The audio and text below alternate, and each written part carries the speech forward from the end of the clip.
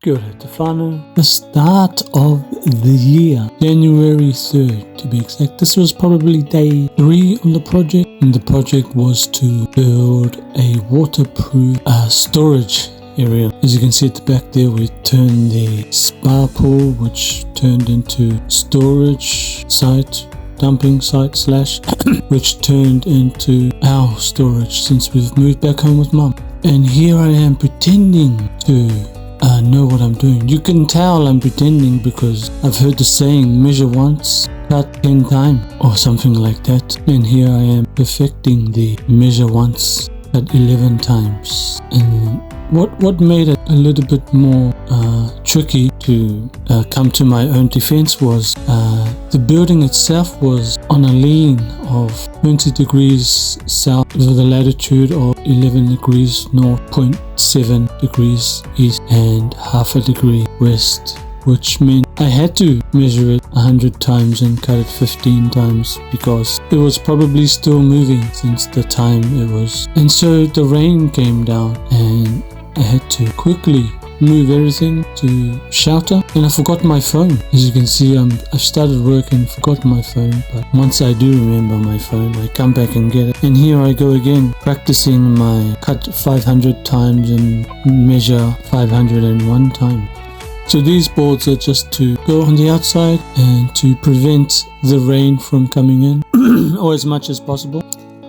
So the boards will go up, and then at a later stage I will add gap fillers to all the gaps to stop the rain. I had a quick let's say demo from Uncle Perry, who helped me on day 1 in terms of prep and planning, and then he left me for day 2 and day 3, but he left me with good advice, and the advice was, you'll be okay, you'll be right. And I was, because you'll see later if I still have 9 fingers and 11 toes by the end of it.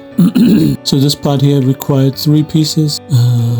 I measured 4 boards on either end and went for a cut board in the middle. I realized here that I was using the small step, so I couldn't apply as much force as I needed to when drilling holes and drilling in the screws. So when I finally clicked that I actually needed more pressure to apply more pressure, I eventually, somehow, soon to come, find the bigger ladder, maybe because my back was starting to get sore and I'd had enough of this height. That and someone returned the ladder, probably me. See there, that was the temporary door whilst we were trying to build this. I say we because everyone had their opinions and I was doing my color fine. So we're nearly done here. I don't know what I'm doing there. Cleaning something maybe, prepping something. Again, looking like I know what I'm doing.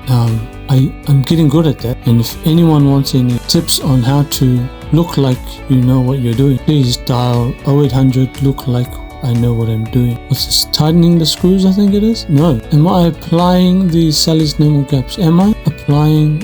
Oh no, I know what I was doing there. I was getting the little bits of drip and just putting it into the bigger holes so that I didn't have to use as much gap filler. Looks like I was struggling on that one, not because of my strength, but that's why. Here we go. Couldn't apply the pressure I needed, and then I changed the drill as well. The drill for the drilling the hole and one drill for the screw. Here I am standing dangerously on the top rung. Shouldn't do that. So I'm showing you what you shouldn't do. And just check here, check there, hit the wood here and there, walk to and fro, and I think I'm done for the day. So now it's time for tidy up. Time to tidy up, put everything away, because the job's not done, but the job for the day is done. Everything back to its place, and Bob's your uncle. Okay, by far